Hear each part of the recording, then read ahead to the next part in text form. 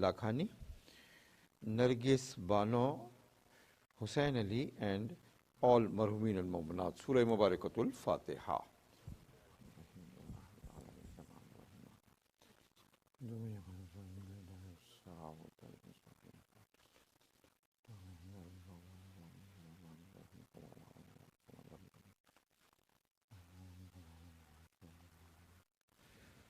Salawat.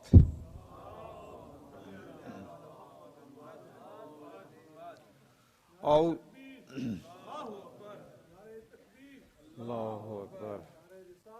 Ya Rasulullah.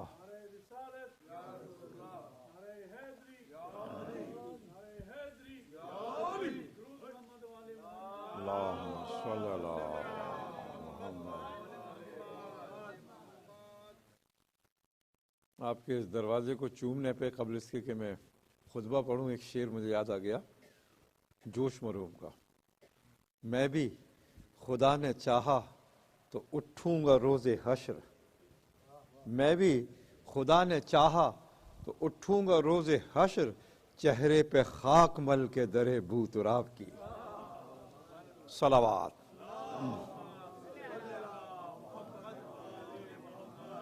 اعوذ باللہ السمیع العلیم من الشیطان اللعین الرجیم. بسم اللہ الرحمن الرحیم. الحمد للہ الذی المحمود بالنعم المرحوب بالنقم تعزز بالجبروت وتقدس بالملكوت والصلاة والسلام على النبي الأمي الخاتم لما سبق. صلوات.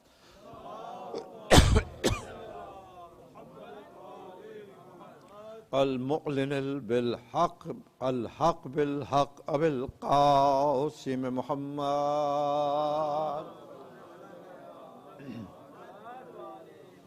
وأهل بيته الطيبين الطاهرين المعصومين المظلومين الذين أذهب الله عنهم الرجس وطهرهم تطهيرا.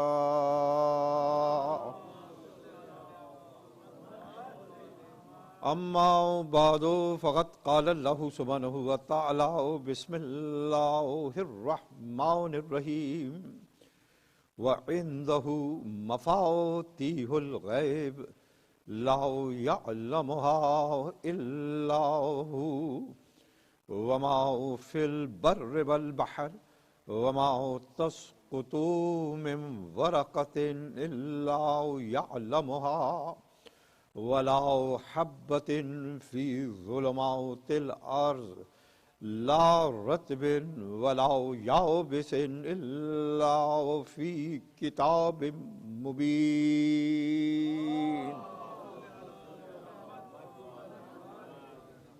3 روزہ مجالس کی امام بارگاہ معصوم میں یہ دوسری مجلس ہے اور یہ سورہ مبارکۃ الانعام کی آیت میں نے تلاوت کی جو اس کی 60ویں آیت ہے اور 6واں سورہ ہے. رب العالمین اس وافی ہدایت آیت میں اپنے علم کی تعریف فرما رہا ہے، اپنے علم کے اسکوپ کو بیان فرما رہا ہے، اپنے علم کی عظمت کو بیان فرما رہا ہے. اسی کے پاس غیب کی کنجیاں ہیں، اسی کے پاس غیب کی چابیاں ہیں. لا یعلمها الا ہو، اور اس کے علاوہ کوئی نہیں کہ جو غیب کا علم رکھتا ہو. اسی کے پاس غیب کی کنجیاں ہیں. لا یعلمها الا ہو، اور اس کے علاوہ کوئی نہیں کہ جو غیب کا علم رکھتا ہو. وما فی البر والبحر، جو کچھ کے خشکی اور تر میں ہے، جو کچھ کے بر و بحر میں ہے، سب کا سب اس کے علم میں موجود ہے. وما تسقط من ورقۃ الا یعلمها، کوئی درخت کا پتا ٹوٹ کر نہیں گرتا مگر یہ کہ وہ اس کے علم میں آ جاتا ہے. ولا حبۃ فی ظلمات الارض، اور کوئی بیج زمین کی تاریکی میں نہیں بویا جاتا مگر یہ کہ وہ اس کا علم رکھتا ہے۔ اس لیے کہ اگر بیج کے بوئے جانے کا علم نہ ہو تو وہ کون ہے ایک جو ایک بیج کو تناور درخت سے بدل دیتا ہو۔ کوئی درخت کا پتہ نہیں ٹوٹ کر گرتا مگر یہ کہ وہ اس کا علم رکھتا ہے۔ کوئی بیج زمین کی تاریکی میں نہیں بویا جاتا مگر یہ کہ وہ اس کا علم رکھتا ہے۔ اور ان تمام امور کا خلاصہ کیا یہ کہہ کر لا رطب ولا یابس الا فی کتاب مبین، کوئی خشک نہیں کوئی تر نہیں مگر یہ کہ اس نے اس کو کتاب مبین میں بیان کر دیا، مگر یہ کہ اس کو اس نے کتاب مبین میں بیان کر دیا۔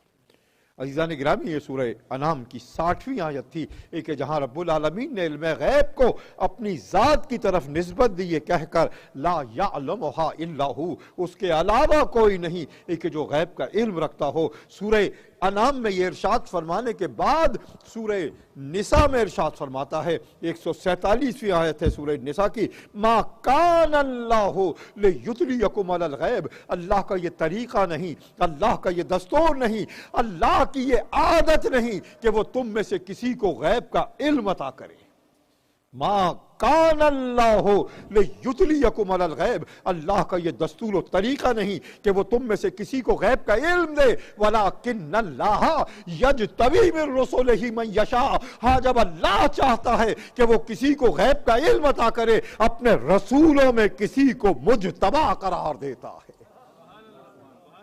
درود پڑھ دیں محمد و آل محمد۔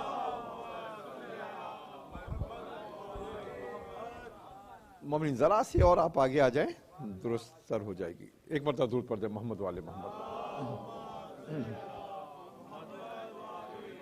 سورہ انعام میں یہ ارشاد فرما کر کہ وہ علم غیب رکھتا ہے، غیب کی چابیاں رکھتا ہے، اس کے علاوہ کوئی ان چابیوں کو نہیں رکھتا غیب کی اور نہیں جانتا۔ سورہ نساء میں ارشاد فرماتا ہے کہ اللہ کا یہ طریقہ اور دستور نہیں کہ وہ تم میں سے کسی کو غیب کا علم عطا کرے، ہاں جب وہ چاہتا ہے کہ کسی کو غیب کا علم دے اپنے رسولوں میں کسی کو مجتبی کرتا ہے۔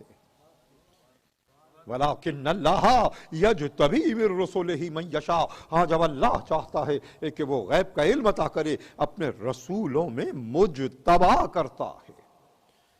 سورہ انعام سے پتا چلا کہ علم غیب اس کے پاس ہے۔ سورہ نساء میں ارشاد فرمایا کہ جب اس کی مشیت کا تقاضا ہوتا ہے رسولوں میں کسی کو چنتا ہے، غیب کا علم عطا کرتا ہے۔ یہ دو آیتیں آپ کے پیش نظر ہیں۔ اب سورہ جن میں ارشاد فرماتا ہے کہ عالم الغیب، غیب کا علم رکھنے والا، غیب کا عالم، فلا یظہر علی غیبہ احد، غیب کا عالم اپنے غیب کا اظہار کسی پر نہیں کرتا الا من ارتضی من رسول، مگر غیب کا عالم اپنے غیب کا اظہار اس پر کرتا ہے جو رسولوں کی نسبت سے مرتضی ہو،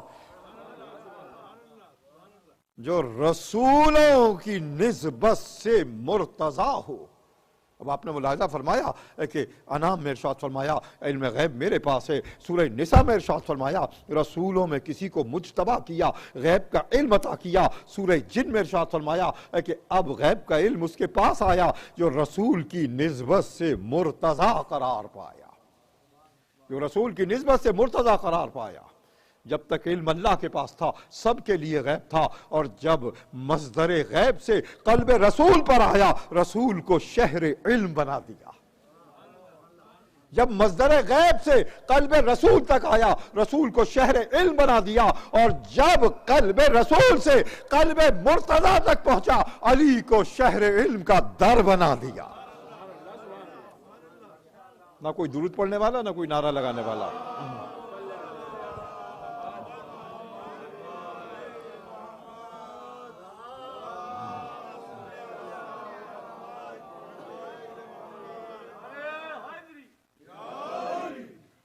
عزیزان گرامی، یہ ہے علم کا سلسلہ۔ مصدر غیب کے بعد علم آیا مجتبی رسول کے پاس، اور مجتبی رسول کے بعد علم آیا مرتضی امام کے پاس،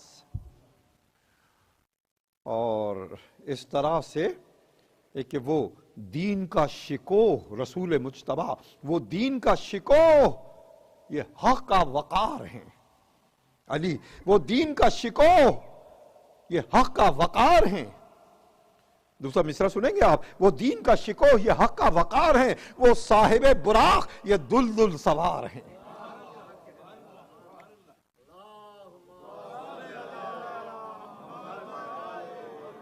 ایک مرتبہ دور پڑھ لیں محمد والے محمد پر۔ وہ دین کا شکوہ یہ حق کا وقار ہیں، وہ صاحب براق یہ دلدل سوار ہیں۔ وہ باغ یہ نسیم، وہ جڑ یہ ہزار ہیں۔ ہزار علی کو اگر عدد میں کہیں تو پورا لشکر یا تنہا علی یا ہزار بلبل کو کہتے ہیں فارسی زبان میں۔ وہ باغ یہ نسیم یہ گل وہ ہزار ہیں، وہ جڑ یہ شاخ مل کے چمن کی بہار ہیں۔ وہ جڑ یہ شاخ مل کے چمن کی بہار ہیں۔ خیر الورا ہے وہ تو یہ خیر الانام ہیں، خیر الورا ہے وہ تو یہ خیر الانام ہیں، وہ آخری نبی ہیں یہ پہلے امام ہیں۔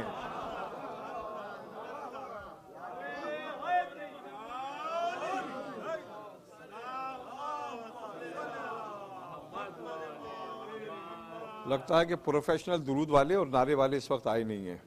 درود پڑھ دیں محمد والے محمد پر۔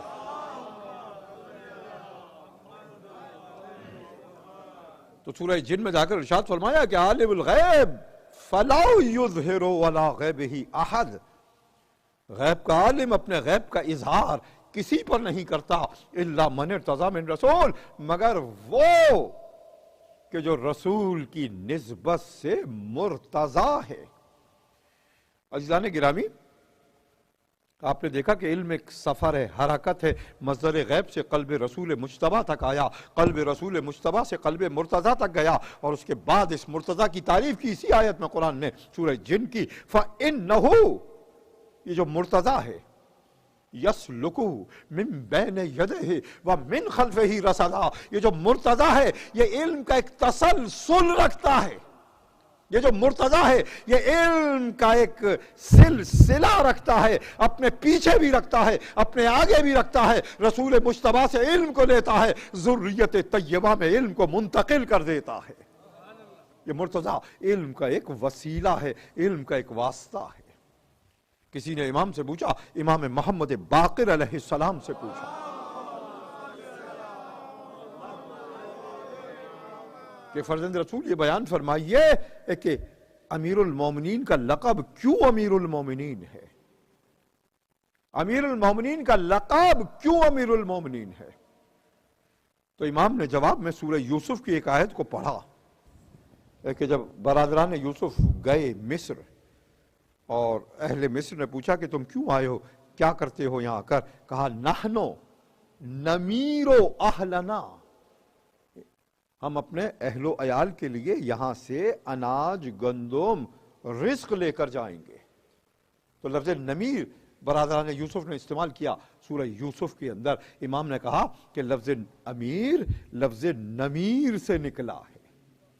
لوگ امیر عامر یا امر کرنے والے یا حاکم کو سمجھ رہے ہیں، امام نے قرآن کی آیت سے بیان کیا کہ لفظ امیر لفظ نمیر سے نکلا، جس کے معنی رزق پہنچانے والا، اناج پہنچانے والا، گندم پہنچانے والا، غلہ پہنچانے والا۔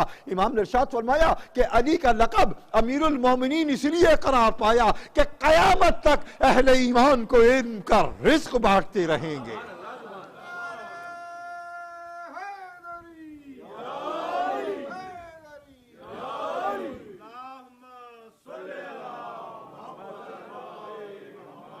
قیامت تک اہل ایمان کو علی علم کا رزق بانٹتے رہیں گے۔ جہاں سے پلتی تھی اقبال روح قمبر کی، جسم نہیں روح، جہاں سے پلتی تھی اقبال روح قمبر کی، ہمیں بھی ملتی ہے روزی اسی خزینے سے، ہمیں بھی ملتی ہے روزی اسی خزینے سے۔ صدا ہے ورد زباں علی کا نام اقبال، صدا ہے ورد زباں علی کا نام اقبال، کہ پیاس روح کی بجھتی ہے اس نگینے سے، کہ پیاس روح کی بجھتی ہے اس نگینے سے۔ تو آپ نے جانا امیر المومنین نے جو بارہا ممبر کوفہ سے کہا کہ سلونی قبل ان تفقدونی، اور اس کے بعد ارشاد فرمایا فواللہ من برا النسمہ، قسم ہے اس ذات واجب کی کہ جس نے ہواؤں کو چلایا، انی لأعلم بالطرق السما من الارض، قسم ہے اس خدا کی کہ جس نے ہواؤں کو چلایا، مخلوق کو خلق کیا، میں آسمان کے راستوں کو زمین کے راستوں سے بہتر جانتا ہوں، میں آسمانوں کے راستوں کو زمین کے راستوں سے بہتر جانتا ہوں۔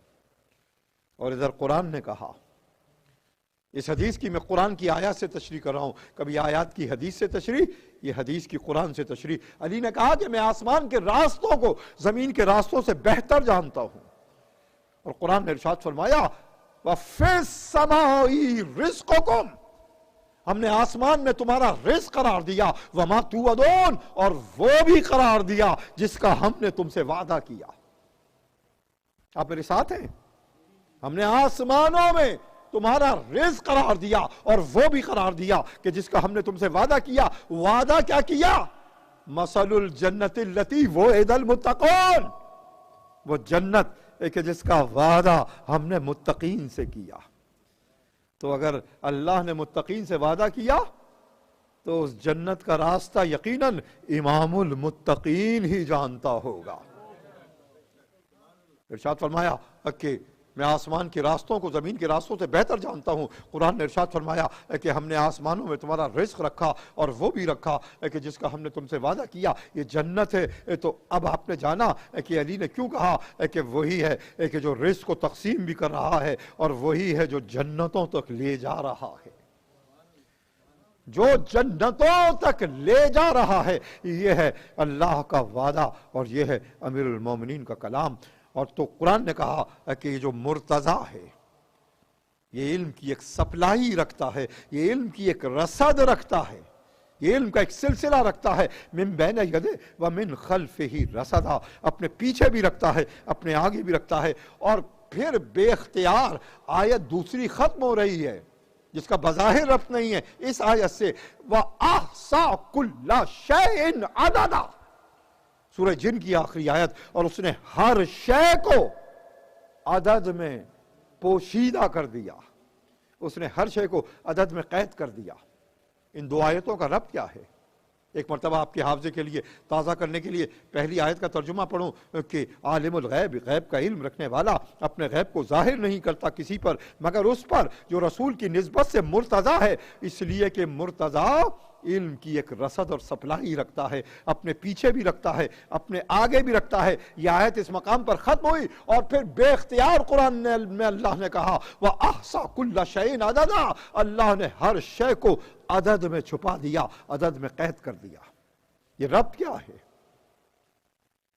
یہ ربط یہ ہے کہ ارشاد فرمایا کہ اس کے آگے بھی علم کا سلسلہ ہے اور اللہ نے ہر شے کو عدد میں قید کر دیا، تو وہ علم جو علم نبی مجتبی کے وارث ہیں، وہ علم جو مرتضی کے وارث ہیں، مرتضی کو ساتھ شامل کر کے کل عدد میں 12 ہیں،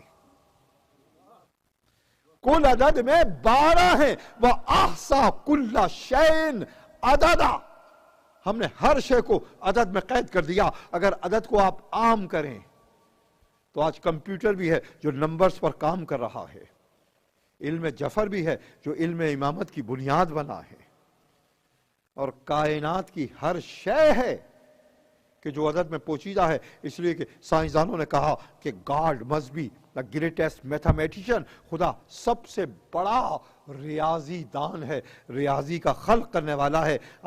جتنے بھی حوادث ہیں، جتنے بھی واقعات ہیں، سب کے سب میتھمیٹکس کو اوبے کر رہے ہیں، اس کو فالو کر رہے ہیں۔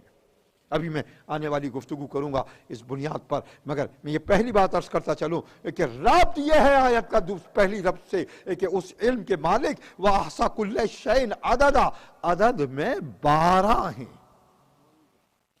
عزیزان گرامی، کسی نبی کو رسول کا مشابہ قرار نہ دیا بجز حضرت موسیٰ کے، اور کسی وسیع نبی کو مشابہ قرار نہ دیا بجز علی کے حضرت ہارون کا۔ موسیٰ نبی سے مشابہ قرار پائے اور ہارون علی سے مشابہ قرار پائے. اور اب اس منزل پر جہاں بہت سارے مسائل آپ حل کر سکتے ہیں قوم موسیٰ کی تاریخ کی روشنی میں، قرآن مجید میں قوم موسیٰ کی تاریخ کی روشنی میں، وہاں جانشینی کے مسئلے کو بھی ہم حل کر سکتے ہیں. پہلا لفظ میثاق، عہد نامہ قرآن نے استعمال کیا قوم موسیٰ کے لیے. وَلَقَدْ أَخَذَ اللَّهُ مِيثَاقَ النَّبِيِّينَ وَبَعَثْنَا فِيهِمْ رَسُولًا، ہم نے میثاق لیا قوم موسیٰ سے اور ان میں اپنے رسولوں کو بھیجا. یہ میثاق توحید کا تھا. لَقَدْ أَخَذْنَا مِيثَاقَ بَنِي إِسْرَائِيلَ أَن لَا تَعْبُدُونَ إِلَّا اللَّهَ، ہم نے بنی اسرائیل سے میثاق لیا. درود پڑھ دے محمد والے محمد پر.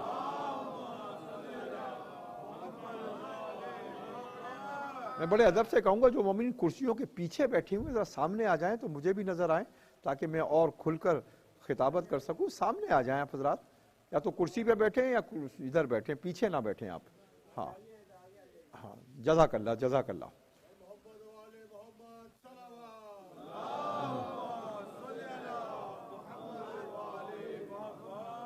ایک مرتبہ صلوات پڑھ دیں محمد والے محمد. لَقَدْ أَخَذَ اللَّهُ مِيثَاقَ بَنِي إِسْرَائِيلَ، اللہ نے بنی اسرائیل سے میثاق لیا. ان لا تعبدون الا اللہ، کہ اللہ کے علاوہ کسی کی عبادت نہ کرنا. یہ توحید کا میثاق تھا، بنی اسرائیل سے لیا. یہی توحید کا میثاق امت مسلمہ سے لیا، پہلا میثاق. اور اس کے بعد پھر دوسری مرتبہ لفظ میثاق کو استعمال کیا، یہ کہہ کر ہم نے بنی اسرائیل سے میثاق لیا. اخذ اللہ میثاق بنی اسرائیل وبعثنا فیہم رسولنا، ہم نے بنی اسرائیل سے میثاق لیا اور ان میں اپنے رسولوں کو بھیجا. رسالت کا میثاق، توحید کا میثاق، رسالت کا میثاق. اب اگر یہی دو میثاق قرآن بیان کرتا بنی اسرائیل کے حوالے سے تو ہم صرف لا الہ الا اللہ اور محمد رسول اللہ پر اکتفا کرتے. مگر آگے بڑھ کر قرآن ایک اور لفظ میثاق کا ذکر کرتا ہے. لَقَدْ أَخَذْنَا مِيثَاقَ بَنِي إِسْرَائِيلَ، ہم نے بنی اسرائیل سے میثاق لیا. وَبَعَثْنَا فِيهِمْ اثنا عشر نقیبا، ان میں 12 اماموں کو قائم کر دیا. درود پڑھے محمد والے محمد پر.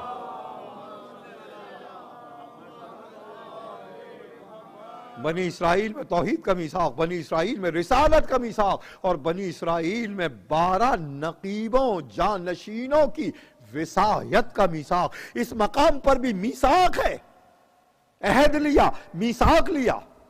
اور وہاں سورہ صاد میں قرآن نے کہا، ابھی یہ جانے والے تھے، ڈائریکشن کا نہیں کہا، وقفہم، ان کو روک لو، انہم لمسئولون، ان کو روک لو، ان سے سوال کیا جائے گا، ان سے سوال کیا جائے گا، تب جنت میں داخل کیا جائے گا. وقفوہم انہم لمسئولون، ان کو روک لو، یہ مسئول ہیں، ان سے سوال کیا جائے گا. تو عزیزان گرامی، قرآن نے 3 میثاقوں کا ذکر کیا. توحید کے میثاق کا ذکر کیا، نبوت کے میثاق کا ذکر کیا، 12 اماموں کی میثاق کا ذکر کیا. تو اب توحید کا سوال ہوگا، نبوت کا سوال ہوگا، اور 12 کی امامت کا سوال ہوگا.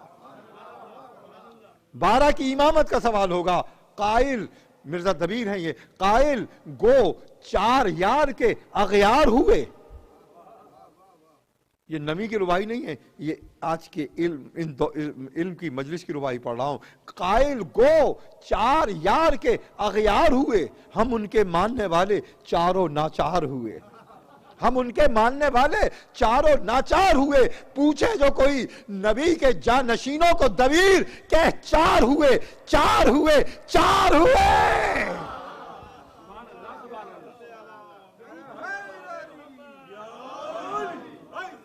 کوئی حیدری کی صحیح نعرے نہیں لگ رہے، مجلس میرے حساب سے ٹھنڈی جا رہی.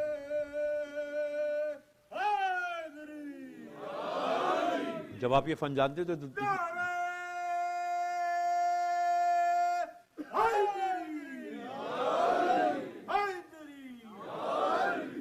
صلوات. واحصا کل شیء عددا. کیونکہ میں جس لیول پر مقام پہ تقریر کر رہا ہوں آپ کا ریسپانس اسی انداز سے آنا چاہیے ورنہ میں ڈاؤن ہو جاؤں گا. ہاں یہ حقیقت ہے، خطابت کے بڑے مسائل ہوتے ہیں. وَأَحْصَى كُلَّ شَيْءٍ عَدَدًا، اس نے ہر شے کو عدد میں قید کر دیا. عزیزان گرامی، ابھی تک میں قرآن کی آیتیں پڑھ رہا تھا، اس مقام کے اوپر میں تھوڑے سے جدید علوم کے حوالے سے بات کرنا چاہتا ہوں.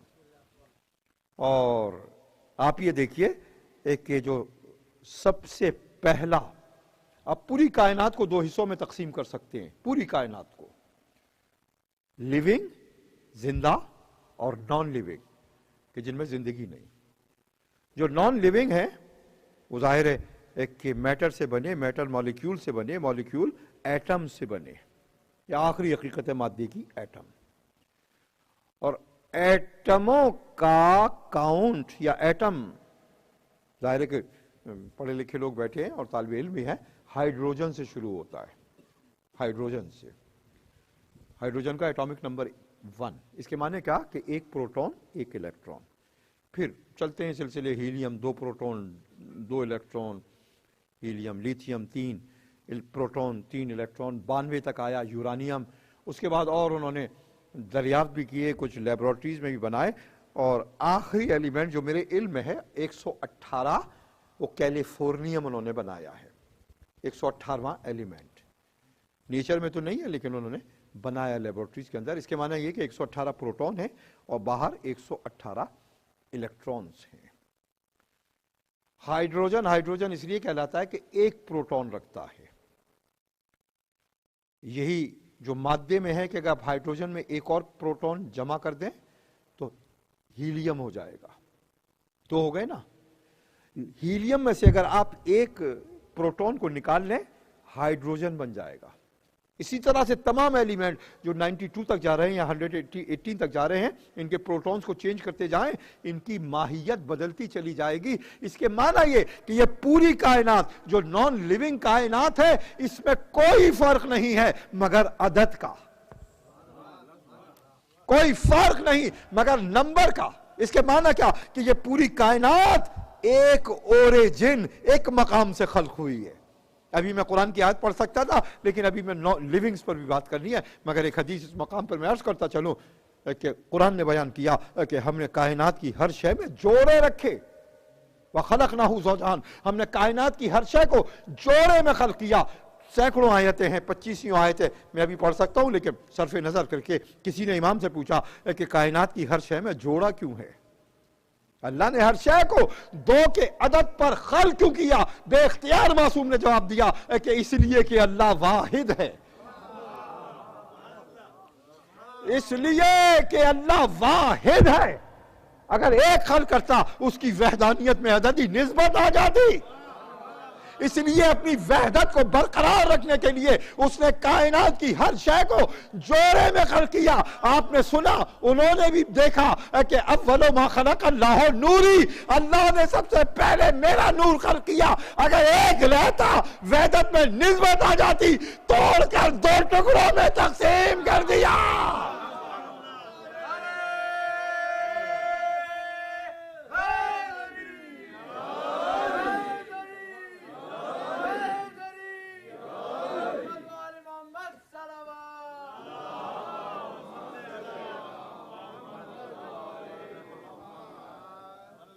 عزیزان گرامی، انا والی من نور الواحد، نور اول کی بھی تقسیم وحدت کا تحفظ ہے، وحدانیت کا تحفظ ہے نور اول کی تقسیم.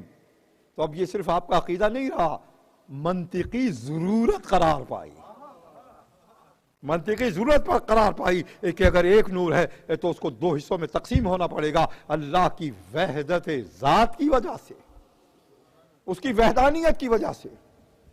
اور میں نے عرض کیا بھی کہ جو نان لیونگ یونیورس ہے جو ہائیڈروجن سے شروع ہو رہی ہے، ایک ہے ایٹامک نمبر. مگر عجیب و غریب بات یہ ہے کہ سائنٹسٹ یہ کہتے ہیں، فزسسٹ یہ کہتے ہیں کہ ہائیڈروجن کبھی ایٹامک فارم میں نہیں پایا جاتا. لیکن سائنس سے میں حکمت الہی کو ڈرائیو کر رہا ہوں. سائنسداں یہ کہتے ہیں، ٹھیک ہے نا بیٹا، صحیح کہہ رہا ہوں، पढ़ा होगा आपने, हाइड्रोजन कभी एटॉमिक फॉर्म में नहीं पाया जाता, मॉलिक्यूलर फॉर्म में H2 पाया जाता है। इसलिए जब हयात की बेस रखी अल्लाह ने पानी पे, तो वहां भी ऑक्सीजन एक है मगर हाइड्रोजन H2 है। ऑक्सीजन एक के माने ये नहीं है, उसका एटॉमिक नंबर 8 है ऑक्सीजन का, 8 प्रोटॉन है, मगर हाइड्रोजन का एक प्रोटॉन है। मादा यहां से शुरू हो रहा है मगर कभी एटॉमिक फॉर्म में नहीं, H2 में पाया जाता है। साइंसदान कहते हैं कि जैसे ही हाइड्रोजन का एटम क्रिएट होता है, बिलियंस ऑफ माइक्रो सेकंड के अंदर H2 हो जाता है। यह अल्लाह की शान वहदत है कि हाइड्रोजन भी उसकी वहदत के सामने एक नहीं रहता, क्रिएट होने के बाद दो में तकसीम हो जाता है। अज़ीज़ान गिरामी, थोड़ी सी बात करता चलूं इसी दो के अदद के ऊपर, चंद आयतें कुरान की सुनते चलें और फिर मैं पलट कर वापस आऊंगा। बहुत सारी आयतें, रब्बुल मशरक़ैन व रब्बुल मग़रिबैन, कैफ़ा तकफ़ुरून बिल्लाहि कुन्तुम अमवातन फ़अहयाकुम सुम्मा युमीतुकुम सुम्मा युहयिकुम सुम्मा इलैहि तुरजऊन। दो मौतें, दो जिंदगियां, और मुसलसल आयतें यहां तक पहुंचे, मौत की कैफियत तक पहुंचे। वन नाज़ियात नज़ा वन नाशितात नश्ता, कसम है सख्ती से जान खींचने वाले फरिश्तों की, कसम है आसानी से जान खींचने वाले फरिश्तों की। इस मकाम पर भी मासूम ने इरशाद फरमाया, हमारे दुश्मन की जान पंजा रखकर खींचता है मलकुल मौत, और हमारे दोस्त की जान खुशबू की, फूल की खुशबू सुंघाकर कब्र में पहुंचा। और कब्र में पहुंचा और उसके बाद जब कब्र से उठाया गया, जाहिर है कि या तो मुनकिरो नकीर आए मुनकिरों के पास, या मुनकिरो नकीर आए, एक इल्मी जुमला अर्ज कर रहा हूं, या तो मुनकिरो नकीर आए मुनकिरों के पास, या मुबश्शिरो बशीर आए मोमिनों के पास। या मुनकिरो नकीर आए मुनकिरों के पास, या मुबश्शिरो बशीर आए। इमाम ने कहा हरगिज़ नहीं, हमारे दोस्त के पास मुनकिरो नकीर नहीं, मुबश्शिरो बशीर आते हैं, मुबश्शिरो बशीर आते हैं। और इसकी दलील यह है कि जब आप किसी की नमाज जनाजा पढ़ते हैं तो ये कहकर पढ़ते हैं कि अल्लाहुम्मा इन्ना ला नअलमु मिन्हु, अगर मर्द है या औरत है, मिन्हा इल्ला खैरा, परवरदिगार हम नहीं जानते इसके बारे में बजुज़ खैर के। किसी ने इमाम से पूछा कि हम जानते भी नहीं है उसको और हम ये गवाही देते हैं, क्यों गवाही देते हैं? कहा ये बताओ कि तुम मोमिन की नमाज जनाजा पढ़ रहे थे? कहा हाँ। कहा उसके दिल में जो हमारी मोहब्बत है यही वो खैर है जिसकी तुम गवाही दे रहे हो, यही वो खैर है कि जिसकी तुम गवाही दे रहे हो। कब्र में से निकला और फिर अरसे महशर में आया। ये चंद आयतें मैं पढ़ रहा हूं और दो आयतें और पढ़ूंगा और फिर मैं पलट कर उस मकाम पर वापस आऊंगा कि जहां मैं कायनात की गुफ्तगू कर रहा था। अजीजान गिरामी, उठाया गया और यह साफ सीगा है, साफ सीगा है सूरह काफ का, तस्नीये का, डोएल का। अल्लाह ने सिर्फ दो से खिताब किया, अल कया फी जहन्नमा कुल्ला कफ्फारिन अनीद। तुम दोनों मिलकर हर काफिर को, हर बोग्ज रखने वाले को जहन्नम में फेंक दो। दो से खिताब किया, हर काफिर को, नबुव्वत का मुनकिर काफिर, बोग्ज रखने वाला विलायत का। तो तफसीर मासूम में है कि जो खिताब किया है इन दो से, ये फरिश्ते नहीं है दो, बल्कि नबी और अली से खिताब है।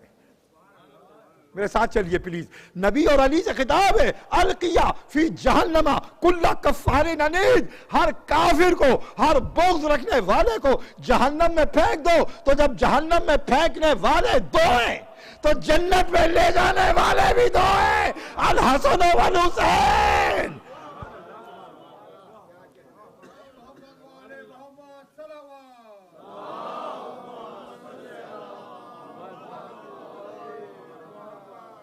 और फिर कयामत की बात आई है तो इन आयात को भी सुनते चले। और ये अजीब व गरीब मौजज़ा आयतें हैं सूरह आराफ की। अलल आराफ रिजाल, आपको अंदाजा तो हो गया होगा कि मैं कोई रटी रटाई बनी बनाई मजलिस नहीं लाता, डेवलप करता हूं मिंबर के ऊपर। अलल आराफ रिजाल, बुलंदियों पर रिजाल मर्दान खुदा होंगे। कयामत है, नफ्सा नफ्सी है, دوڑ رہے ہیں لوگ ادھر سے ادھر، فرار اختیار کر رہے ہیں. قرآن نے ذکر کیا، مناظر کو بیان کیا، مگر ایسے ہی لوگ فرار اختیار کریں گے کہ جو دنیا میں فرار اختیار کر رہے تھے. علی الاعراف رجال، بلندیوں پر رجال، مردان خدا ہوں گے. یعرفون کلا بسیماہم، وہ سب کو ان کی علامت اور نشانی سے پہچان رہے ہوں گے. قرآن مجید میں ایک اور سورہ ہے، اس کا نام ہے سورۃ الجاثیہ، اور جاثیہ کے معنی گھٹنوں کے بل چلنا. قیامت کے دن پوری انسانیت خوف الہی، جلال الہی میں گھٹنوں پر جھکی ہوئی ہے، اور یہ مردان خدا ہیں جو بلندیوں پر ہیں. یہ مردان خدا ہیں جو بلندیوں پر ہیں. علی الاعراف رجال، لفظ رجال استعمال کیا، نبی استعمال نہیں کیا. نبی بلندیوں پر ہوں گے. رسول استعمال نہیں کیا، رسول بلندیوں پر ہوں گے. رجال ہے تو پتہ چلا وہ مردان خدا ہے، مگر ان کو جو عزت اللہ نے دی ہے نبی اور انبیاء سے بڑھ کر دی ہے. علی الاعراف رجال، ابھی میں اس کو کھولوں گا آیتوں کو پڑھتے ہوئے. علی الاعراف رجال، بلندیوں پر مردان خدا ہوں گے. یعرفون کلا بسیماہم، وہ سب کو ان کی علامتوں اور نشانیوں سے پہچان رہے ہوں گے. وَنَادُوا أَصْحَابَ الْجَنَّةِ أَنْ سَلَامٌ عَلَيْكُمْ، اور وہ اہل جنت کو پکار کر کہیں گے تم پر ہمارا سلام ہو، تم پر ہمارا سلام ہو. آپ نے جانا کہ آپ جو اپنی نمازوں کے بعد ان بندوں کو سلام کرتے ہیں، ان سب کا جواب قیامت کے اس سلام سے دیں گے. علی الاعراف رجال یعرفون کلا بسیماہم ونادوا اصحاب الجنت ان سلام علیکم، وہ اہل جنت کو پکار کر کہیں گے کہ تم پر ہمارا سلام ہو. ولم يدخلوها وهم يطمعون، وہ ابھی جنتوں میں داخل نہیں ہوئے مگر وہاں کی آرزو اور طمع رکھتے ہیں، وہاں کی آرزو لے کر آئے ہیں. وہ اور ہوں گے جن کو ہے جنت کی آرزو. میں نے اشارہ کیا ان کی طرف، ماشاءاللہ. ذرا زور سے اور بلند کر دیں، میں نہیں پڑھوں گا، آپ پڑھیں. وہ اور ہوں گے، نہیں وہ ان کی انجمن کا ہے، مرحوم عروج کا، اور ناظم بھائی مرحوم نے پڑھا ہے. وہ اور ہوں گے کہ جن کو ہے جنت کی آرزو. جنت ہمارا حق ہے جو پائے ہوئے ہیں ہم، پائیں گے نہیں، پائے ہوئے ہیں ہم. جنت ہمارا حق ہے جو پائے ہوئے ہیں ہم. عزیزان محترم، تو وہ پکار کر کہیں گے اہل جنت کو کہ تم پر ہمارا سلام ہو. وَلَمْ يَدْخُلُوهَا وَهُمْ يَطْمَعُونَ وَإِذَا صُرِفَتْ أَبْصَارُهُمْ تِلْقَاءَ أَصْحَابِ النَّارِ، اب ان کی نظریں جہنم پر جانے والے لوگوں پر پڑیں. اب ایک ڈائیلاگ ہے، ایک مکالمہ ہے جو ان مردان خدا اور اہل جہنم کے درمیان ہوا. پہلی بات انہوں نے یہ کہی کہ ما اغنا عنکم وجمعکم وما کنتم تستکبرون. ایک ایک آیت اور ایک ایک آیت کے ہر حرف سے اہل جہنم کی صفات سامنے آ رہی ہیں. کیا ہوا؟ آج تمہاری اکثریت کسی کام نہ آئی. میجورٹی پہ فخر کرنے والے یہ دیکھیں کہ جہنم میں آخرت میں ان کا حشر کیا ہو رہا ہے. ما اغنا عنکم وجمعکم وما کنتم تستکبرون، آج تمہاری اکثریت کسی کام نہ آئی، آج تمہارا غرور اور گھمنڈ کسی کام نہ آیا. اور انہوں نے اشارہ کیا اہل جنت کی طرف. ہؤلاء الذین اقسمتم لا ینالہم اللہ برحمہ، کیا یہی وہ لوگ ہیں کہ جن کے بارے میں تم دنیا میں قسمیں کھاتے تھے، قسمیں کھاتے تھے. اللہ کا نام بھی لے رہے ہیں اہل جہنم، میجورٹی کے اندر بھی ہیں، گھمنڈ میں ہیں، اللہ کی قسمیں کھا کر کہہ رہے ہیں. میں اس جو اقسمتم کا لفظ ہے اس کو میں اور کھولوں گا اطلاقی ترجمہ کر کے. ایک میں نے ٹرم اور کوائن کی ہے، اطلاقی ترجمہ. ایک تو لفظی ترجمہ، یہ ہے اطلاقی ترجمہ اب جو میں کر رہا ہوں. ہؤلاء الذین اقسمتم، کیا یہی وہ لوگ ہیں جن کے بارے میں تم نے قسمیں کھائی تھی، جن کے بارے میں تم نے فتوے لکھے تھے، جن کے بارے میں تم نے فتوے لکھے تھے، جن کے بارے میں تم نے تمام دیواروں پر لکھ دیا تھا. ہؤلاء الذین اقسمتم لا ینالہم اللہ برحمہ، کیا یہی وہ لوگ ہیں کہ جن کے بارے میں تم قسمیں کھاتے تھے، فتوے دیتے تھے، دعوے کرتے تھے، دیواروں کو سیاہ کرتے تھے. لا ینالہم اللہ برحمہ، کہ ان تک اللہ کی رحمت پہنچ نہیں سکے گی. امام نے رحمت الہی کی تفسیر میں ارشاد فرمایا نحن رحمت اللہ، ہم ہیں اللہ کی رحمت. ہؤلاء الذین اقسمتم لا ینالہم اللہ برحمہ، کیا یہی وہ لوگ ہیں کہ جن کے بارے میں تم نے قسمیں کھائی تھیں؟ بیچ کی ایک آیت کو میں نے قصداً چھوڑا ہے، میں ابھی پڑھوں گا اس آیت کو ختم کر کے، کہ جن کے بارے میں تم نے قسمیں کھائی تھیں کہ اللہ کی رحمت ان تک نہیں پہنچے گی. یہ رجال ہیں، بلندیوں پر ہیں. ان کی اتھارٹی کو دیکھیے، ان کے کنٹرول کو دیکھیے، ان کی پاور کو دیکھیے، ان کے عزم کو دیکھیے. ایک مرتبہ اہل جنت کی طرف مڑے، نہ رضوان سے پوچھا، نہ جبرائیل سے پوچھا، نہ اس وقت اللہ سے اذن لیا، اس لیے کہ اللہ ازل سے اذن دے چکا تھا. ان کی طرف مڑے اور اپنی اتھارٹی پر کہا ادخلوا الجنہ، جاؤ جنتوں میں داخل ہو جاؤ.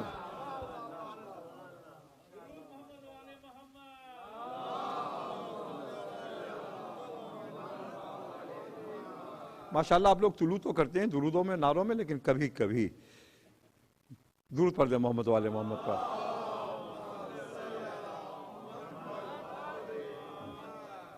ابھی تو درود ہوا ہے، بلندر نہیں ہوا ہے.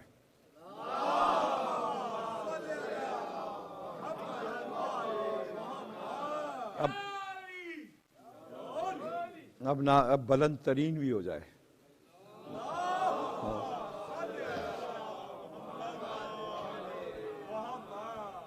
عزیزان گرامی، میں نے وہ جو بیچ کی آیت چھوڑی ہے وہ یہ ہے، اور یہ ان تمام آیتوں کا خلاصہ ہے اور آپ کی معرفتوں کے لیے ایک تحفہ ہے. فَأَذَّنَ بَيْنَهُمْ مُوَذِّنٌ، اہل جنت اور اہل جہنم کے درمیان کھڑے ہو کر ایک موذن اذان دے گا. اہل جنت اور اہل جہنم کے درمیان کھڑے ہو کر ایک اذان دے گا. کیسا کہ ندا دے گا، پکار دے گا، نہیں اذان دے گا. اہل جنت اور اہل جہنم کے درمیان ایک موذن کھڑے ہو کر اذان دے گا. اس کی اذان کیا ہوگی؟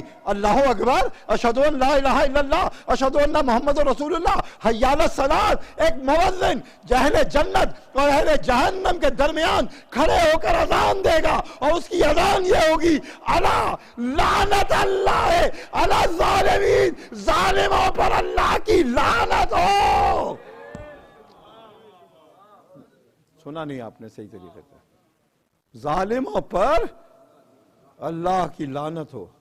اس کے بعد اور کوئی کلام نہیں ہے وہاں. تو مت گھبراؤ، مت گھبراؤ، لعنت سے قیامت تک جا رہی ہے. مت گھبراؤ، لعنت سے قیامت تک جا رہی ہے. اور قرآن کے الفاظ یہ ہیں، میں بار بار زور دے رہا ہوں، فَأَذَّنَ بَيْنَهُمْ مُوَذِّنٌ. اہل جنت اہل جہنم کے درمیان ایک موذن کھڑے ہو کر اذان دے گا. کہہ سکتا تھا کہ لعنت بھیجے گا، پکار کر کہے گا. یہ اذان کا لفظ کیوں استعمال کیا؟ عزیزان گرامی، ظالموں پر لعنت کرنا اذان کا درجہ رکھتا ہے. ظالموں پر لعنت کرنا اذان کا درجہ رکھتا ہے. اب اسی سلسلے کی آخری بات، مامون کا دربار تھا، تمام علماء حاضر تھے، امام علی ابن موسیٰ رضا علیہ السلام بھی موجود تھے، اور تمام علماء کے درمیان مامون نے امام سے پوچھا، دور پڑے محمد والے محمد پر. تمام علماء کا مجمع، مامون کا دربار، امام موجود، اور مامون نے امام سے پوچھا فرزند رسول وہ موذن کون ہے؟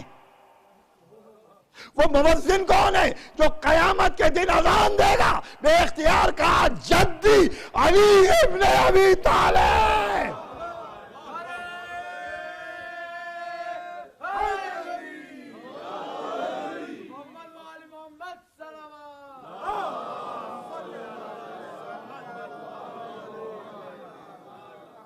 یزید پہ لعنت، شبر پہ لعنت،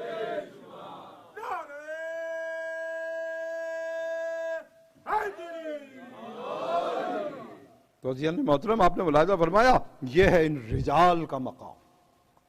اس لیے قرآن نے لفظ رجال استعمال کیا. خیبر کے دن نبی نے علی کے لیے استعمال کیا، اور جب علی کی رجولیت نسل میں چلی اور سب جمع ہوئے، آراف قیامت کے دن رجال بن گئے. قیامت کے دن رجال بن گئے. تو عزیزان محترم، میں عرض کر رہا تھا کہ یہ نان لیونگ یونیورس، وَأَحْصَىٰ كُلَّ شَيْءٍ عَدَدًا، اس نے ہر شے کو عدد میں قید کر دیا. ہر شے کی حقیقت ایک ہی ہے.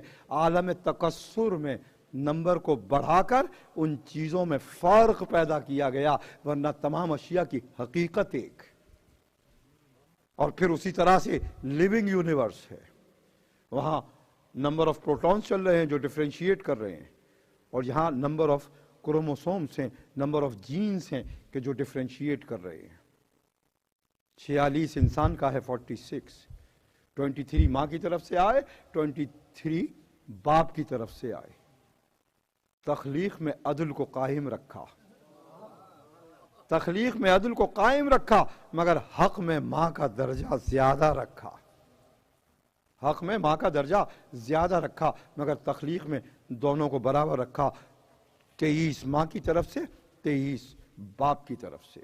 46 جینز قرار پائے. اور آپ کو حیرت ہوگی کہ کسی بھی اسپیشیز کے جانور یا پرندے واٹ ایور، ان کے آڈ نمبر نہیں ہے کہ جیسے 46 اور 44 کے بیچ میں کوئی نمبر ہوتا 45. اس لیے کہ اگر 45 اور 47 اور 49 آڈ نمبر ہوتے تو پھر جوڑے نہ بنتے، جوڑے نہ بنتے. اس لیے جوڑوں کو رکھنے کے لیے، اپنی وحدت کو برقرار رکھنے کے لیے، اگر نمبر آف کروموسومز بھی ہیں تو وہ ایون نمبر کے اندر ہیں. سید الشہداء حسین ابن علی علیہ السلام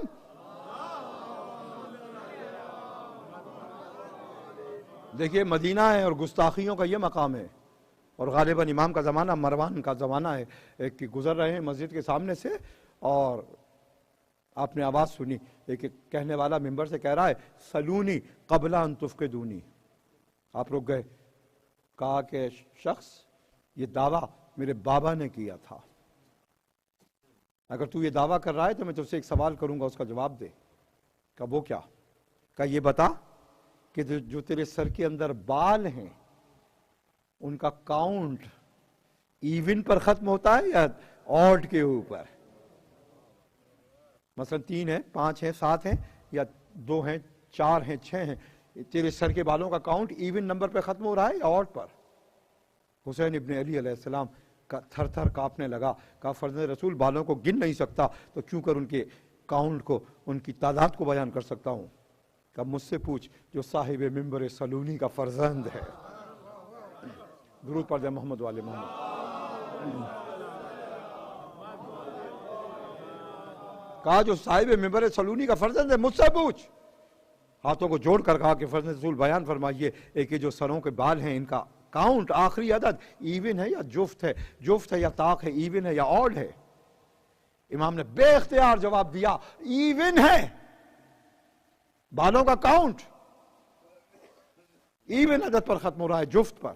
اس نے پوچھا اس کی دلیل کیا ہے؟ کہا اس کی دلیل قرآن کی آیت ہے کل شیء خلقناہ زوجین، ہم نے کائنات میں ہر شے کو جوڑے میں خلق کیا ہے. درود پڑھ دے محمد والے محمد پر. میں نے شعر نہیں پڑھا بہت دیر سے.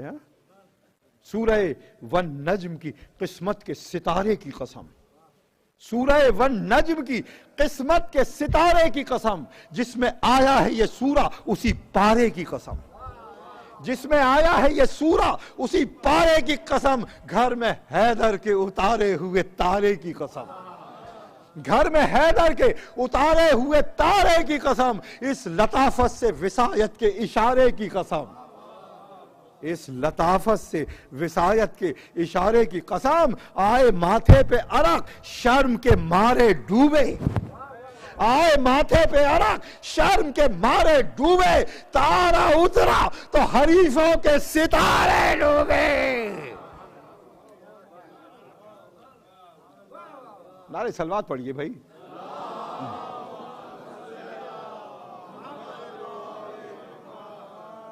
ایک مرتبہ درود پڑھ دیں محمد والے محمد پر۔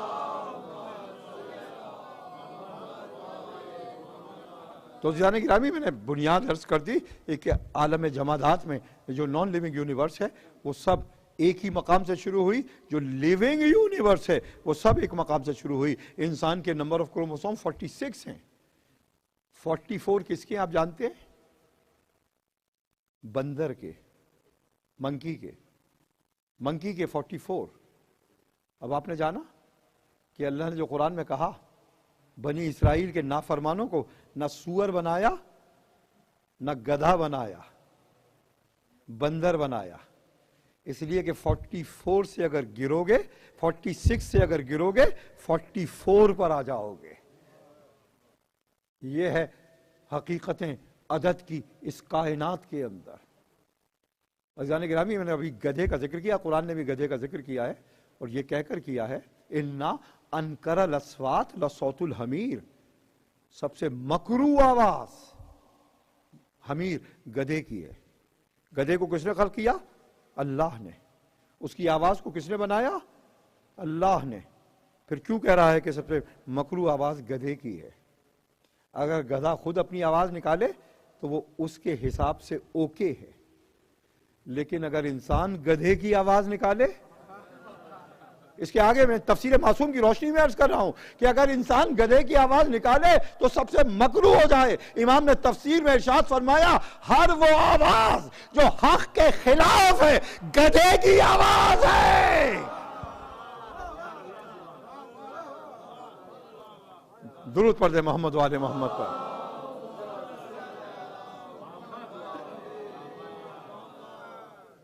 تو عزیزان محترم، اب میں اسی مقام پر واپس آ رہا ہوں کہ اس نے اپنے علم کو رسول مجتبیٰ تک پہنچایا، رسول مجتبیٰ نے اپنے علم کو مرتضیٰ تک پہنچایا۔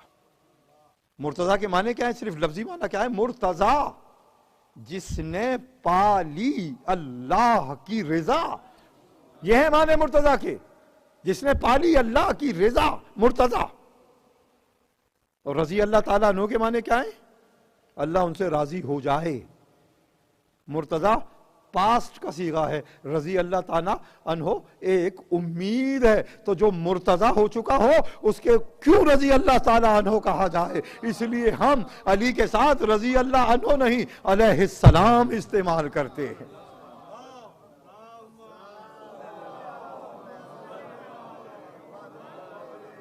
علیہ السلام استعمال کرتے ہیں۔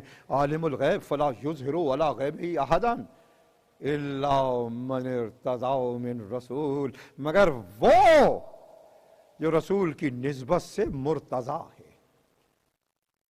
صاحب کنوز المعجزات نے لکھا، سید قطب الدین راوندی علیہ الرحمہ نے، 5ویں صدی ایک بڑے اسکالر ہیں، صاحب کنوز المعجزات سید قطب الدین راوندی لکھتے ہیں، اور اس روایت کو محمد ابن حسن شیبانی سے لیتے ہیں۔ اور محمد ابن حسن شیبانی کون ہے؟ ابو حنیفہ کا شاگرد رشید۔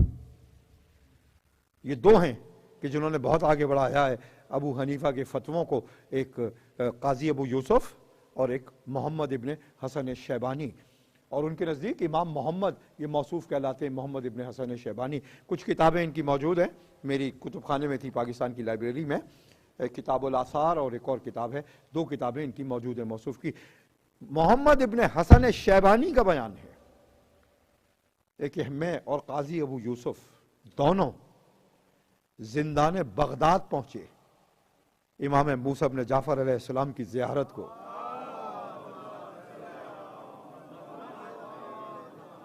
باب الحوائج کی زیارت کو زندان شام پہنچے۔ یہ باب الحوائج میں کہہ رہا ہوں، اگر وہ کہہ دے تو قیامت آ جائے۔ اور کہا کہ ہم بیٹھے تھے امام کے پاس کہ داروغہ جیل آیا، جیلر آیا۔ اس روایت کا اختتام ایک بڑے خوبصورت نتیجے پر ہوگا۔ ایک داروغہ جیل آیا، کہا میں امام سے کہا کہ میں جا رہا ہوں، شام کا وقت ہے، کل واپس آؤں گا، اگر آپ کو کوئی ضرورت کی چیز منگوانی ہو تو وہ میں کل لیتا آؤں گا۔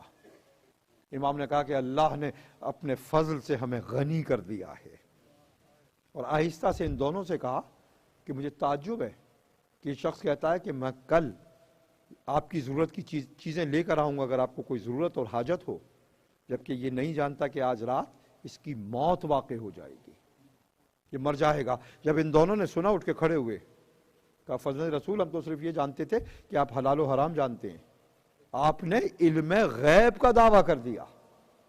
میں متصل ہوں اپنے سبجیکٹ سے، پہلی ہی آیت سے، آپ نے علم غیب کا دعویٰ کر دیا، اور اٹھ کے چلے گئے۔ باہر نکلے تو قاضی ابو یوسف نے کہا محمد ابن حسن شیبانی سے کہ یہ وہ گھرانہ ہے، یہ صادق نہیں صدیق ہیں،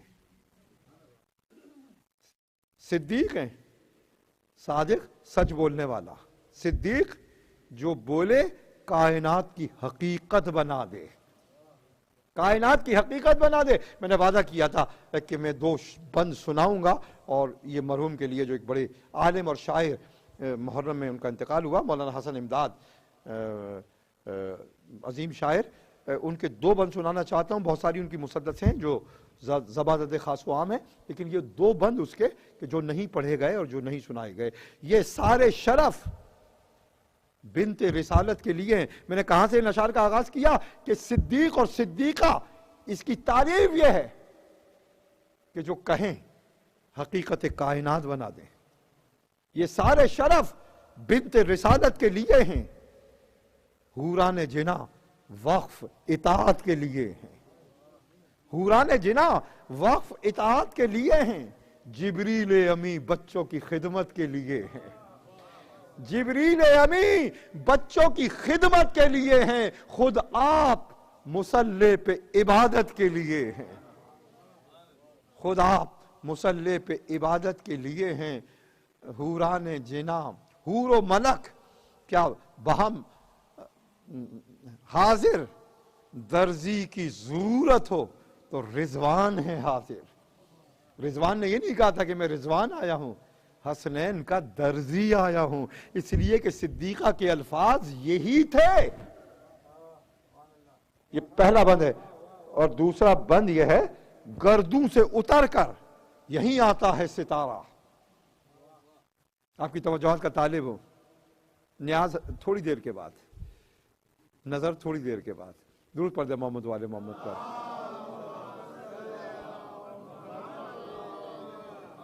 سیٹرڈے نائٹ ہے نا، فرائیڈے نائٹ ہے نا، ٹھیک ہے نا، میں بھی ٹھیک ہوں۔ ہاں، درود پڑھ دے محمد والے محمد پر۔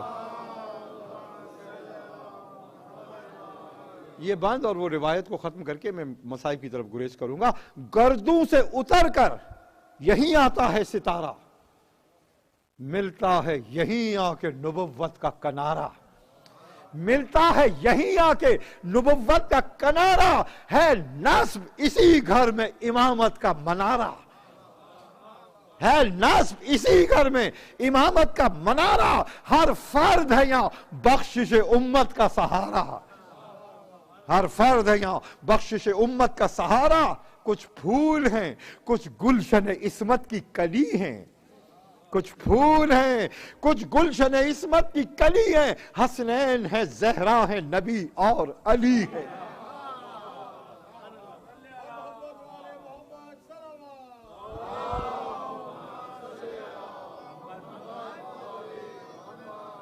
کہا کہ یہ صدیق و صادق گھرانہ ہے، جو کہا ہے وہ سچ ہے۔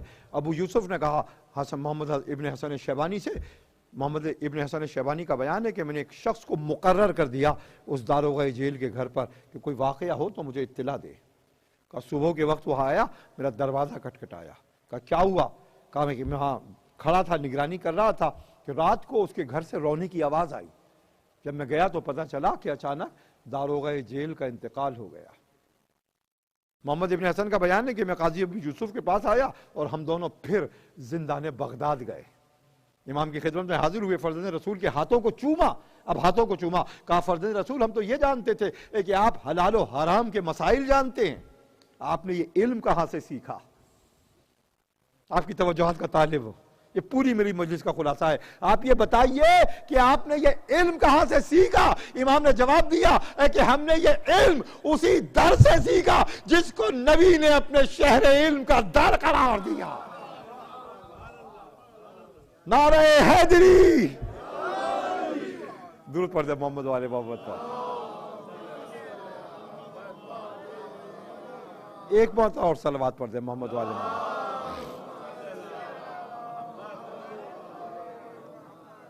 ہم نے یہ علم اسی در سے سیکھا کہ جس کو نبی نے شہر علم کا در قرار دیا. عزیزان گرامی، کائنات کے پردے اٹھے ہوئے ہیں امام المتقین کے سامنے. علی جب صفین کی جنگ پر جا رہے تھے تو کرب و بلا سے گزر ہوا، ایک مقام پہ ٹھہر گئے اور کہا کہ یہ وہ مقام ہے منافخو رکابنا، جہاں شہداء کے گھوڑے آ کر رکیں گے. یہ وہ مقام ہے. آگے بڑھ کر کہا کہ جہاں خیام برپا ہوں گے، اور پھر بڑھ کر کہا کہ یہ وہ مقام ہے کہ جہاں کٹ کٹ کے گھوڑوں کی پشت سے شہید گریں گے. اور پھر ایک مرتبہ آپ سو گئے، خواب میں کربلا کے مناظر کو دیکھا اور پھر بیٹے کو طلب کیا. کہا بیٹا میں نے کربلا کے مناظر دیکھے ہیں، ماذا ترا، تو کیا جانتا ہے، تیری رائے کیا ہے. یہ ماذا ترا وہی لفظ ہے جو ابراہیم نے استعمال کیا تھا کہ فنظر ماذا ترا، تو تیری رائے کیا ہے، میں تجھ کو قتل کر رہا ہوں، میں تجھ کو ذبح کر رہا ہوں، تیری رائے کیا ہے. علی نے پوچھا حسین سے ماذا ترا، اے حسین تمہاری عزم و ہمت اور ارادہ کیا ہے. ابراہیم نے کہا تھا بابا آپ مجھے صابر جانیں گے، صابر پائیں گے. علی نے پوچھا بیٹا حسین تم کیا کرو گے. کہا بابا آپ مجھے شاکر پائیں گے، بابا میں شکر کروں گا. جس منزلوں پر اسماعیل صبر کر رہے ہیں، حسین ابن علی شکر کر رہے ہیں. صبر میں اور شکر میں فرق کیا؟ کہ صبر مصیبتوں پر ہوتا ہے، قرآن کی تعریف، شکر نعمتوں پر ہوتا ہے. اسماعیل اپنے ذبح کو ایک مصیبت جان کر صبر کرتے ہیں، حسین اپنی شہادت کو ایک نعمت جان کر شکر کرتے ہیں. جن منزلوں پر اسماعیل صابر ہیں ان منزلوں پر حسین ابن علی شاکر ہیں. نہ صرف حسین شاکر، حسین کا پورا لشکر شاکر. نہ صرف حسین شاکر، حسین کا فرزند زین اللواء شاکر. نہ صرف حسین شاکر، ثانی زہرا شاکر. اور پھر ایسے موقع پر شکر اہل مقاتل کہتے ہیں. ایک جب بنی ہاشم نے جانا شروع کیا، زینب جائے نماز پر ان کی سلامتی کی دعائیں مانگتی رہی، مگر جب اونو محمد گئے تو جائے نماز پہ بیٹھ کر دعائیں نہیں مانگی. خیمے کے دروازے سے کھڑے ہو کر ماں نے بیٹوں کی جنگ کو دیکھا. شب عاشور کہا تھا. ایک شعر اونو محمد نے کا بھی ہے جو میر انیس نے نقل کیا، کلام شعر کی شکل میں میر انیس نے، اور ایک بی بی زینب کا کلام ہے جو انیس نے نقل کیا. زینب نے اپنے بیٹوں کی ہمت کو شب عاشور بندھایا تو کہا تھا کہ تم کیوں کہو کہ لال خدا کے ولی کے ہیں، تم کیوں کہو کہ لال خدا کے ولی کے ہیں، فوجیں پکار اٹھیں کہ نواسے علی کے ہیں، فوجیں پکار اٹھیں کہ نواسے علی کے ہیں. اور اونو محمد نے کہا تھا کہ فوجیں بھگا کے گنج شہیدہ میں سوئیں گے، فوجیں بھگا کے گنج شہیدہ میں سوئیں گے. اس وقت قدر ہوگی آپ کو جب ہم نہ ہوئیں گے، اس وقت قدر ہوگی آپ کو جب ہم نہ ہوئیں گے. تو اب خیمے کے دروازے سے بیٹوں کی جنگ کو دیکھا، اور جب گھوڑوں سے گرتے ہوئے دیکھا تو ایک مرتبہ آئیں جائے نماز پر، اور شہیدوں کے لیے، قاسم و علی اکبر کے لیے، مسلم کے لاڈلوں کے لیے، عباس دلاور کے لیے حفظ و امان کی دعا جائے نماز پر. مگر جب بیٹوں کو گرتے ہوئے دیکھا مصلی پر آئیں اور شکر کا سجدہ ادا کیا. بنت علی نے شکر کا سجدہ ادا کیا. ایک مرتبہ لاشیں خیمے میں لائے امام، ایک کا لاشا امام کی گود میں، ایک کا لاشا علمدار کرب و بلا کی گود میں. تڑپتے ہوئے لاشیں، خون میں بھرے ہوئے لاشیں. ایک مرتبہ صرف کارنر سے ترچھی نگاہوں سے زینب نے دیکھا، پوری نگاہوں سے بھی نہیں دیکھا، اور پھر شکر کا سجدہ ادا کیا. اس کے بعد کرب و بلا میں عصر کا وقت آیا، بھائی بھی شہید ہوا، اور پھر تلاطم برپا ہوا، خیموں میں آگ بھی لگی، ردائیں بھی چھنی، مگر زینب نے ان محمد کو یاد نہ کیا۔ شام غریبہ کے تاریک سائے گزر گئے، مگر زینب ان محمد کو یاد نہ کیا۔ اور پھر کربلا سے قافلہ چلا، کوفے آیا، کوفے سے شام کی راہوں پر گیا، شام سے دربار تک پہنچا، زندان شام تک آیا، مگر زینب نے انہوں محمد کو یاد نہ کیا، یہاں تک کہ شہیدوں کے سر آ گئے، مگر انہوں محمد کو یاد نہ کیا۔ رہائی کا پروانہ ملا، قافلہ چلا، مدینے کی طرف چلا، مگر کرب و بلا سے ہوتا ہوا چلا، کرب و بلا سے ہوتا ہوا چلا۔ 3 دن تک کرب و بلا میں عزائے حسین ہوئی۔ واہ حسینہ، واہ حسینہ۔ بنی اسد کی عورتیں سیاہ لباس میں آئیں اور پرسہ دیا، بنی اسد کے لوگ آئے، سید سجاد کو پرسہ دیا، اور پھر 3 دن کے بعد امام نے قافلے کو کوچ کا حکم دیا، ایک ایک بیبی کو بٹھایا، مگر ام رباب نظر نہ آئی۔ خیمے میں دیکھا، دریا کے کنارے دیکھا، مقتل میں دیکھا، ام رباب نہ نظر آئی۔ ایک مرتبہ پھر آئے مرقد حسین پر، ام رباب کو روتے ہوئے دیکھا، بازو پکڑ کر جھنجھوڑا، اماں جان چلیے، قافلہ چلنے کو تیار ہے۔ روتے ہوئے سر کو اٹھا کر کہا، بیٹا سید سجاد جب مدینے سے چلی تھی سکینہ میرے ساتھ تھی، اصغر میری گود میں تھے، سکینہ کو شام میں کھو دیا، اصغر کو کرب و بلا میں کھو دیا، میری گود بھی اجڑ گئی، میری کاک بھی اجڑ گئی، میری مانگ بھی اجڑ گئی۔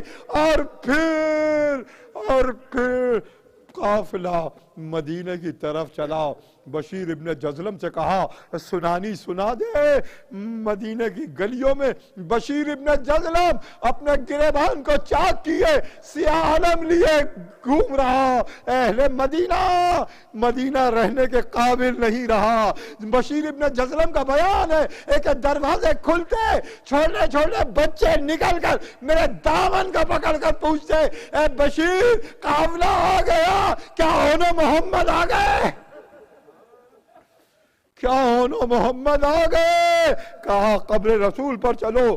مدینے میں شور مچا، اہل مدینہ نکلے، محمد حنفیہ نکلے، عبداللہ ابن جعفر نکلے، محمد حنفیہ بھتیجے کے خیمے میں داخل ہوئے، عبداللہ ابن جعفر بنت علی کے خیمے میں داخل ہوئے۔ ایک مرتبہ ٹھٹکے آگے بڑھے، زینب کو پہچان نہ سکے، ام المصائب کے مصائب چہرے پر آیا تھے۔ ایک مرتبہ قریب آئے، بہن کو بھائی کا پرسہ دیا، بہن کو بھائی کا پرسہ دیا، اور پھر پوچھا بنت علی میرے بیٹوں کا حال سناؤ۔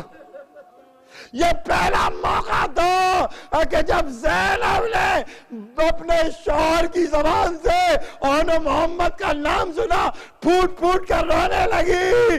کہا ہے میرے والی، جب خیمے میں لاشیں آئے، اون گزر چکے تھے، محمد کی زندگی تھی، رمق حیات تھی۔ کہا اماں جان جب مدینے جانا بابا کو سلام کہنا، اور کہنا بابا تمہارے بیٹوں نے جو وعدہ کیا تھا اس کو سچ کر دکھلایا۔ انا للہ وانا الیہ راجعون سیعلم الذین ظلموا ای منقلب ینقلبون۔ پروردگار بحق شہیدان کربلا، بحق اسیران کربلا، جو مومن مومنات مر چکے سب کی مغفرت فرما، جو زندہ سب کو حفظ و امان میں رکھ، پریشان حالوں کی پریشانیوں کو دور فرما۔ شیعان حضرت کرار ہوئے زمین پر جہاں جہاں عزاداری میں مصروف ہیں ان کے جان و مال و عزت و آبرو کی حفاظت فرما، ان کے دشمنوں کو نیست و نابود فرما، ان خانوادوں کو جو شہید ہوئے ان کے یتیم بچوں اور بچیوں اور بیواؤں کی رب العالمین اپنے دست قدرت سے کفالت فرما۔ رب العالمین طالب حاجات کی حاجتوں کو برلا اور ملت اسلامیہ کو اتحاد و اتفاق عطا فرما، اپنے نور کا حجت کا ظہور جلد فرما۔ یہ مرحومین جن کے میں نے ابتدائی مجلس میں نام لیے تھے ان کے لیے اور تمام مرحومین کے لیے سورہ مبارکۃ الفاتحہ۔